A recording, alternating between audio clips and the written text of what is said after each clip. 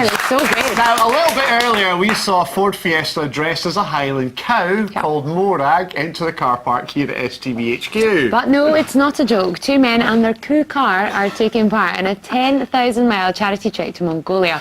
To find out why, we're joined by Graeme, Donohoe and Jim Suttie. Guys, thank you very much for joining us. Looking very official. Sadly, Morag couldn't join us on the sofa, but tell us, what are you doing and why have you taken on such a massive challenge? Well, it's my 40th birthday next week, and I thought you were older than that.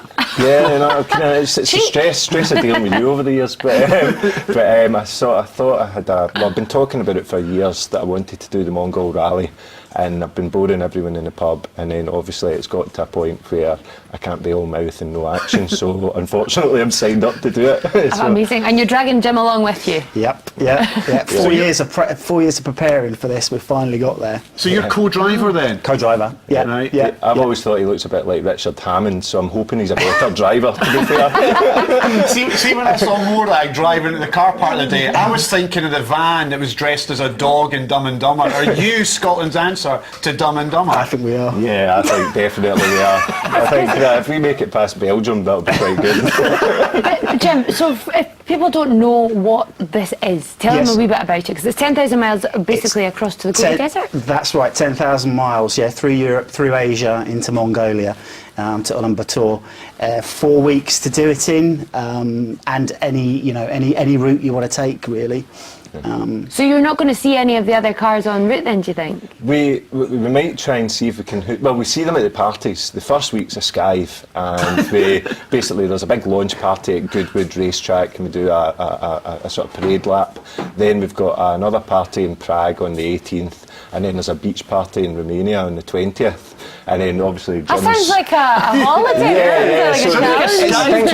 I think that lulls us into a false sense of security, because then obviously I think once we get to Baku and Azerbaijan, well, we've got to go through Turkey where there was a civil war last year.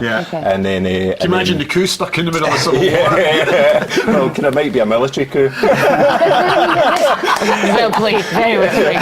But you're doing this for charity as well, so tell us a wee bit about that and why you've chosen it. Yeah, I mean, both my grandparents had dementia, and I've been writing a lot about dementia in my job at the Sunday Mail, and Sir Jackie Stewart obviously launched his charity Race Against Dementia last year.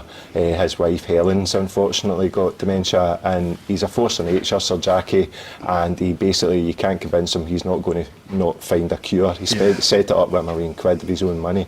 And to be honest, he's given me an inferiority complex, because he was busy talking about how he raised £540,000 in one night at an event in Monaco. So no pressure on your fundraising? Straight after I came off the phone to him, I was like, sort of, I've upped my Just Giving target from £3,000 to £5,000. Well, guys, it's an absolutely mammoth challenge. I hope you both and Morag make it there in fine spirits and in one piece. Can I also just say thanks as well to, we've had a lot of support, and People's Ford have supplied us with Morag the car. Perfect. And there's an artist, Hilary Barker, who basically transformed us. Well, good luck, guys. Thank you very much. Thank you.